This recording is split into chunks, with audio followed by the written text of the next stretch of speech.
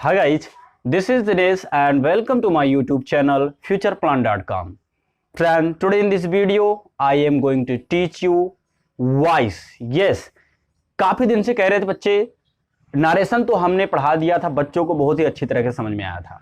तो आज हम पढ़ेंगे वॉइस और विश्वास करिए आपको इस तरह वॉइस पढ़ा देंगे ना हम कि आपने अभी तक YouTube पे पढ़ा नहीं होगा। यस, बहुत ही आसान तरीके से मैं बताऊंगा, बहुत ही आसान मेथड। ठीक है, जैसे आपको पता है कि 8 टोटल 12 टेंस होते हैं, लेकिन हमें 8 टेंस की वॉइस पढ़ना होता है, राइट। 4 टेंस का नहीं पढ़ना होता है। ठीक है, तो चलिए स्टार्ट करते हैं, देखते हैं कौन सा हमको पढ़ना है, कौन सा नहीं पढ़ना। लेकिन उसके पहले हमें रूल पढ़ना होगा, कॉन्सेप्ट पढ़ना होगा, voice, active voice, passive voice होता क्या है, ये सारी चीजें करना पड़ेगा। मैं आपको ऐसे ही बता दूं, एक्टिव एंड पैसिव जो वॉइस होता है 2 प्रकार के होते हैं, active voice and passive voice. Active voice का मतलब देखो, एक्टिव कहते हैं ना, वो बंदा एक्टिव है। एक्टिव मतलब जो भी काम होता है कर लेता है। याद रखना, एक्टिव का मतलब जैसे हम क्या होता है, फेसबुक पे अगर आप ऑनलाइन हैं तो उसमें आपको मैसेंजर में दिखाता है ना कि एक्टिव, यानी कि ये क्या काम कर रहे हैं। तो एक्टिव का मतलब वो होता है जो स्वयं कार्य करता है।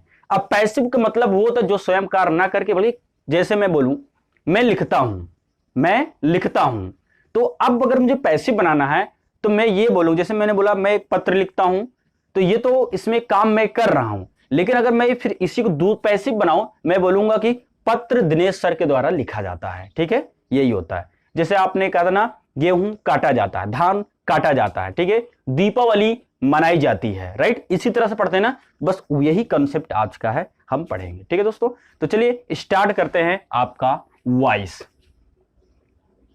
कुछ आपके जो हैं रूल हैं, देखिए सबसे पहले आपको ये देखना है हम कौन से कितने पैसिव पढ़ना है। तो पैसिव आप 10 से पढ़ना है हमें, right.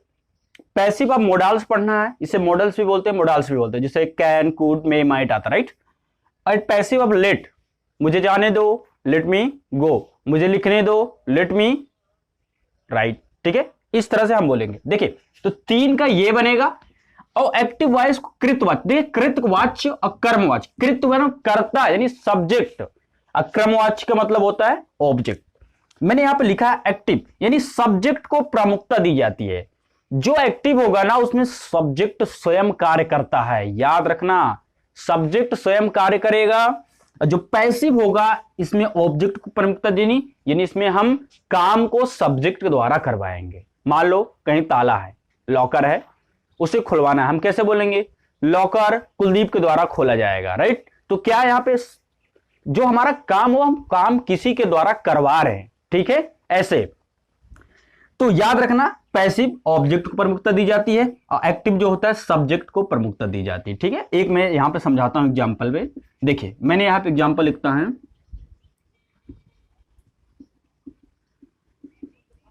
Anjali rights a letter. ठीक है, मैंने यहां पे लिखा अंजलि राइट्स अ लेटर, यानी कि अंजलि एक पत्र लिखती है। लिख देता हूं, अंजलि एक पत्र लिखती है। ठीक है, अंजलि एक पत्र लिखती है, ये तो हमने समझा कि भैया पत्र लिखने का काम कौन कर रहा, आप बोलेंगे सर अंजलि कर रही है। ये तो हमें समझ में आ गया।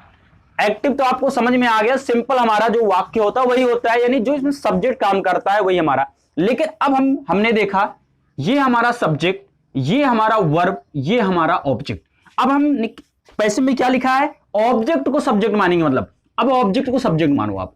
अ लेटर इधर लाएंगे, फिर हम देखते रहिए, मैं बताऊंगा क्या नियम है।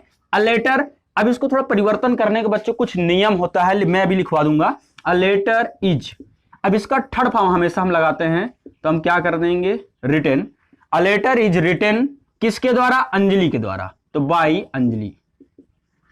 अब हमने यहां पे क्या देखा, यहां पे अंजलि राइट्स अ लेटर, लेकिन यहां पे है अ लेटर इज रिटन। अब यहां पे अंजलि ने स्वयं कार्य किया, यहां पे हम कार्य को अंजलि के द्वारा करवाए। मैंने कहा ना अ लेटर इज रिटन में, यानी जो पत्र है किसके द्वारा लिखा जाता है, अंजलि के द्वारा लिखा जाता है। समझ में आएगा नहीं, बस यही आपका डिफरेंट। ठीक है, तो a letter is written by Anjali, ये आपका पैसिव हो गया, ये आपका एक्टिव। तो ये आपको इतना समझ में आ गया।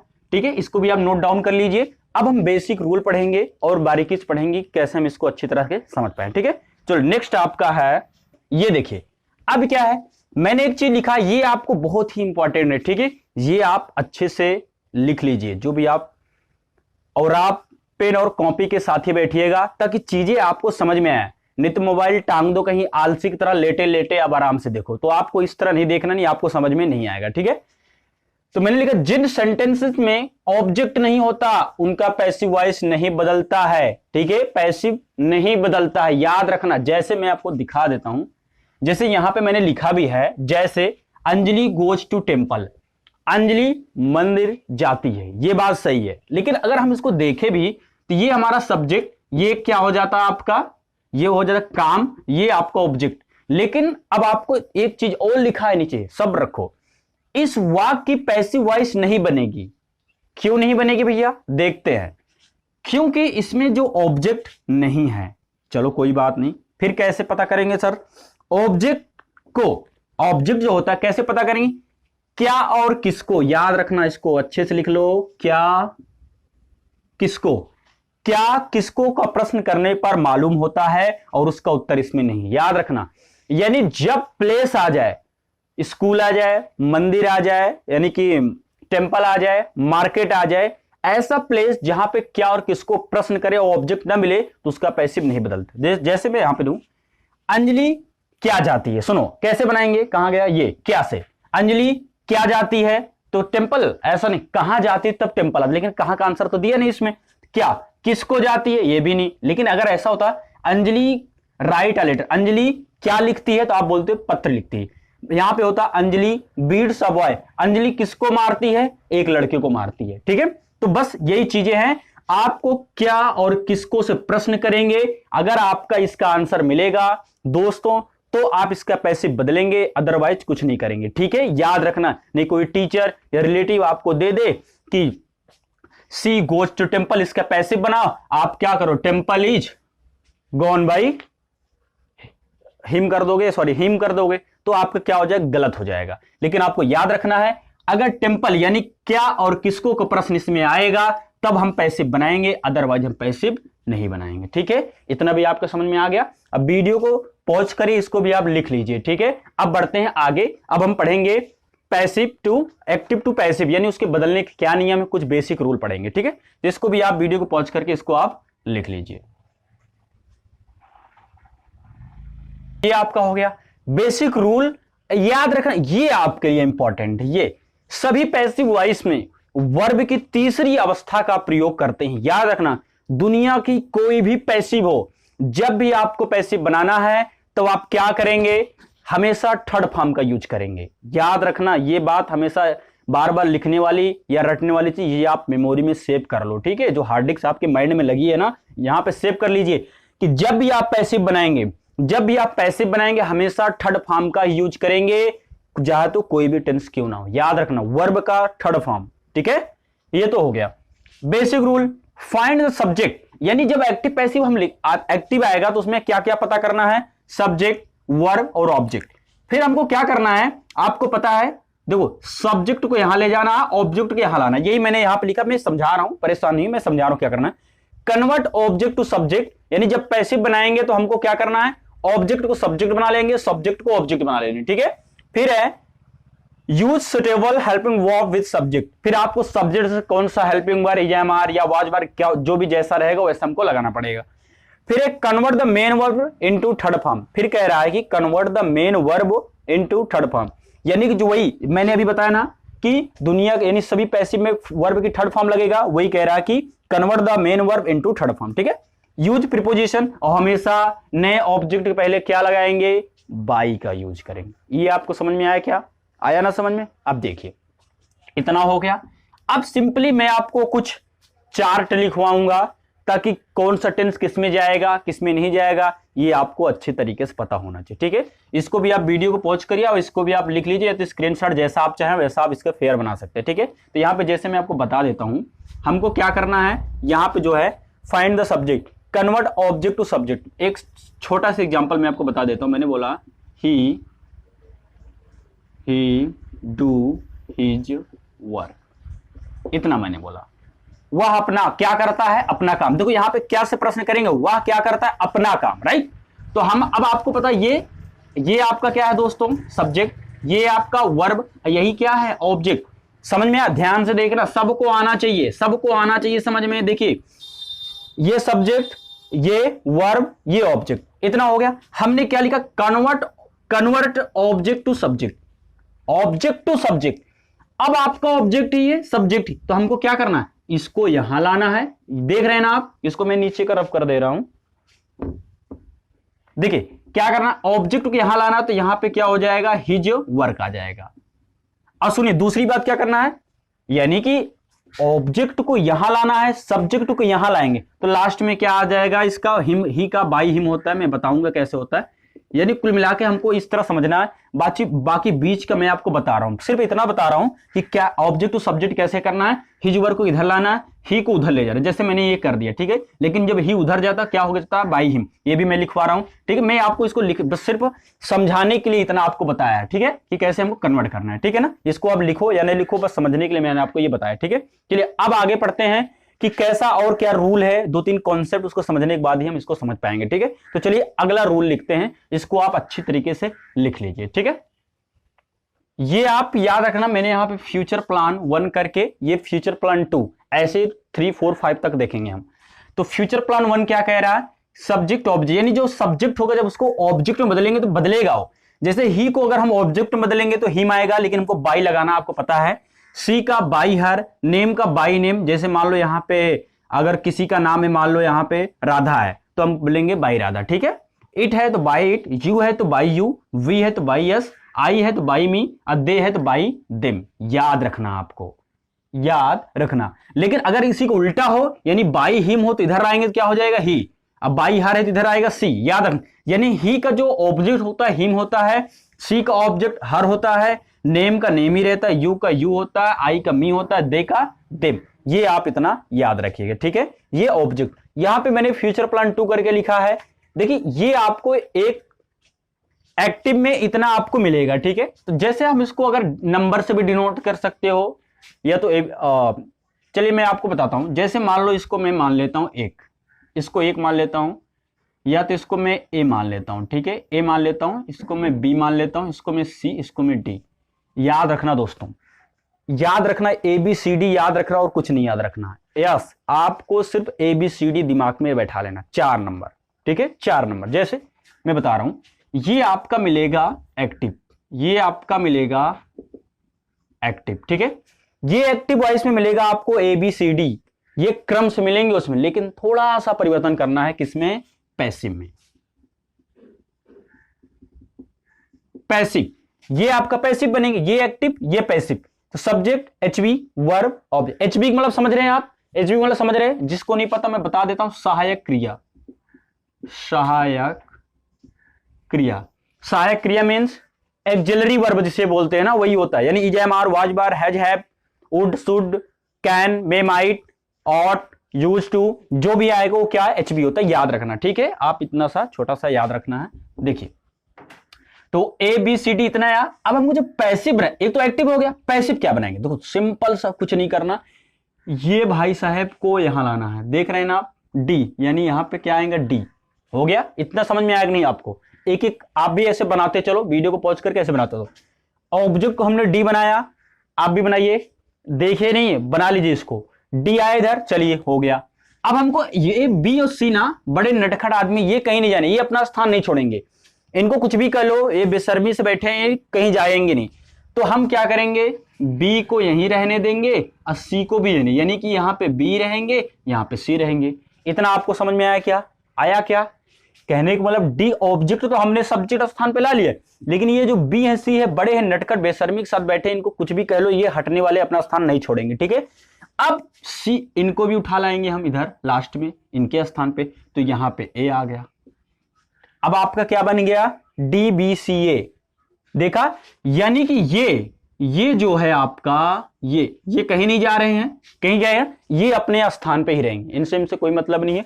सिर्फ हमको डी को ए बनाना है, डी को ए के स्थान पे, ए को डी के स्थान पे, हमने ये है, आप देख सकते हैं कैसे बनाए, ए को यहां लाया, डी को यहां लाया, बाकी ये अपने स्थान पे ही। ये आपको समझ में आया क्या, ये आप अच्छी तरीके से समझ लीजिएगा, नहीं समझा वीडियो को एक बार रिवर्स करिए, थोड़ा सा बैक करिए, फिर से इसको देखेंगे, ठीक है।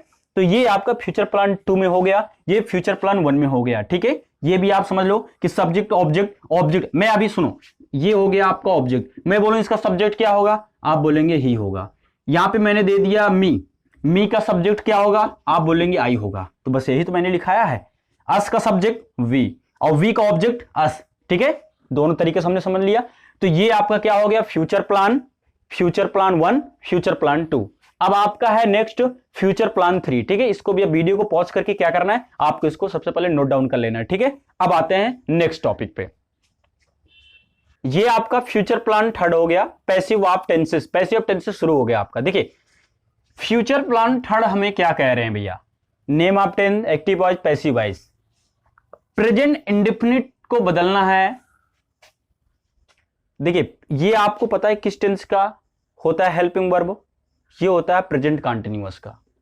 मैं इसको अच्छा लिखवा दे रहा हूं, कोई बात नहीं, अभी आप समझिए इसको। प्रेजेंट इंडेफिनिट यानी डू डज आएगा, इसको अभी आप समझते चलिए, क्योंकि ये देखिए ये जो do does, is am are, has, have, had, do does किसका सहायक क्रिया होता है प्रेजेंट इंडेफिनिट में, ईजेएमआर में किस में आता है प्रेजेंट कंटीन्यूअस में, हैज हैव प्रेजेंट परफेक्ट में आता है, डिड पास्ट इंडेफिनिट में आता है, वाज वर पास्ट कंटीन्यूअस में आता है, हैड पास्ट परफेक्ट में आता है। ये किस में आते हैं मैं आपको भी लिखवाऊंगा लास्ट में। ठीक है, देखिए प्रेजेंट इंडेफिनिट यानी डू डज आएगा तो आपको ईजेएमआर में बदलना है, याद रखना। अगर एक्टिव में डू डज आया तो पैसिव किस में बनेगा, ईजेएमआर में बनेगा। अगर ईजेएमआर आ गया तो पैसिव किस में बनेगा, ईजेएमआर प्लस बीइंग लग जाएगा। फिर हैज हैव है, अगर हैज हैव आता किस में बनेगा, बताइए किस में बनेगा ये, अगर हैज हैव आएगा तो आपका बनेगा हैज बीन, हैव बीन में। ठीक है, और डिड आएगा तो वाज वर में बनेगा, वाज वर आएगा तो वाज वर प्लस बीइंग में बनेगा। फिर हैड आएगा तो हैड बीन बनेगा, याद रखना। इतना लिख ले, कितने हो गए टोटल, 6 हैं। 6 हैं, अभी और है लिखने के लिए, अभी 2 और बचाना, लेकिन पहले आप इसको लिख लीजिए। मैं इसको रब करूंगा तब, क्योंकि बोर्ड में जगह कम है इसलिए आ नहीं पाएगा। ठीक है, इसको भी क्या करना, वीडियो को पॉज कर लिखिए। ये 6 के बनेंगे, याद रखना। बाकी जो नहीं बनता वो भी मैं आपको लिखवा दे रहा हूं। तो पहले आप इसको लिख लीजिए कि हैज हैव आएगा तो हैज बीन कैसे बदलेगा। ठीक है, वीडियो को तुरंत पॉज करा करो और लिख लो करो। ठीक है, चलिए नेक्स्ट आते हैं अब। तो ये अब 2 और बचा था ना आपका, ये 6 होना चाहिए आपका ना, 8 ही तो होता है, तो ये 6 सॉरी हाँ 7 ये। ठीक है, फ्यूचर इंडेफिनिट आपका बदलेगा, विल शैल यानी किस में जाएगा, विल बी शैल बी में। अब विल हैव और शैल हैव किस में जाएगा, will have been shall have been. ये आपको एक्टिव टू पैसिव पता होना चाहिए। यानी जब भी आपको एक्टिव में विल मिलेगी, जैसे मैंने लिखा I will write a letter, तो अगर पैसिव बनाएंगे तो विल का क्या हो जाएगा, विल भी हो जाएगा। ठीक है, ये आपको समझना है। हैड भी नो चेंज रहेगा, विल भी शैल भी नो चेंज। देखिए मैंने आपको 8 पढ़ा दिए, मैंने आपको बताया था ना कि 8 का बनता है, लेकिन अब सर 4 का नहीं बनता, वो भी बता दो ताकि दिमाग में बैठा रहे। सही है ना, तो 8 का बनता है, आपने लिख लिया है। तो जो 4 का नहीं बनता वो भी आपको मैं लिखा दे रहा हूं, बता दे रहा हूं। ठीक है, तो इसको भी आप लिख लीजिए। अब आते हैं अगला, देखिए मॉडल्स के भी देख लीजिए। कैन का कैन बी, मे का मे बी, शुड का शुड बी, वुड का वुड बी, माइट का माइट बी, मस्ट का मस्ट बी। ये आप याद रखना एक्टिव टू पैसिव। मैंने बोला आई कैन बीट यू या आई कैन किल यू, तो जब पैसिव बनाएंगे तो कैन का क्या बन जाएगा, कैन बी बन जाएगा। बस यही आपको समझाना है। ठीक है, तो ये फ्यूचर प्लान ये 4 है, चौथा नंबर है आपका, राइट। ये इतना हो गया। अब कोई भी नियम नहीं बचा, खत्म। अब डायरेक्ट हमको क्या करना है, एक्टिव पैसिव एग्जाम्पल शुरू करना है। लेकिन हाँ दोस्तों, उसके पहले आपको जितना, ये आपका पार्ट 1 है, याद रखना पार्ट 1 है, ये भी याद रखना। और दोस्तों आपको एक चीज कहना तो भूल ही गया, अगर वीडियो अच्छा लगे तो आप इसे सब्सक्राइब लाइक जरूर करिएगा। इसे ज्यादा से ज्यादा आप शेयर करना, जो भी आपके फ्रेंड है या व्हाट्सएप ग्रुप है आप उस पर जरूर। यार मैं आपके लिए इतना मेहनत से वीडियो बनाता हूं, अगर आपको समझ में आता है, अच्छी लगती है तो लाइक करना मत भूला करो। ठीक है, इसे ज्यादा से ज्यादा शेयर करो, जितने भी आपके व्हाट्सएप ग्रुप हो या आपके व्हाट्सएप मेंबर जो भी हैं वहां पे आप इसको सोशल मीडिया पे इसको शेयर करो, ताकि और भी बच्चे हमसे जुड़ सके। ठीक है, और जैसे आपके फ्रेंड हैं उनको बताओ हमारे चैनल के बारे में। ठीक है, वो भी हम पे विजिट करें और हमारे चैनल को देखें। ठीक है, तो देखिए ये तो हो गया। अब आपको मैं वो भी लिखवा देता हूं जिसका 4 का नहीं बनता है ना, वो भी। ठीक है, तो बाकी खत्म हो गया आपका 3 4। ठीक है, इनका आपका नहीं बनेगा, प्रेजेंट परफेक्ट कंटीन्यूअस का पैसिव वॉइस नहीं बनता, पैसिव नहीं बनता। आप जैसा चाहे अपने लैंग्वेज में लिख सकते हैं। ठीक है, यानी इन चारों टेंस का पैसिव वॉइस नहीं बनता। 8 का 12 होते हैं, ये 4 का पैसिव वॉइस नहीं बनता। ठीक है, किसका? प्रेजेंट परफेक्ट कंटीन्यूअस टेंस का, पास्ट परफेक्ट कंटीन्यूअस टेंस का, फ्यूचर परफेक्ट टेंस का और फ्यूचर परफेक्ट कंटीन्यूअस टेंस का, इन चारों का नहीं बनता। ठीक है दोस्तों, तो आज के लिए बस इतना ही। ठीक है, और याद रखना बिना आप लाइक किए नहीं जाइएगा। अगर आपको अच्छा लगा तो आप इसे ज्यादा से ज्यादा शेयर जरूर करना। ठीक है, ये आपका पार्ट 1 है। ये देखो यहाँ पे लिखा पार्ट 1, ये आपका पार्ट 1 है। पार्ट 2 कल आएगा। ठीक है, ये पार्ट 1 के बाद पार्ट 2, पार्ट 3, जैसे नरेशन का 8-10 पार्ट हुआ था ना, तब जाके नरेशन हमारा पूरा समाप्त हुआ।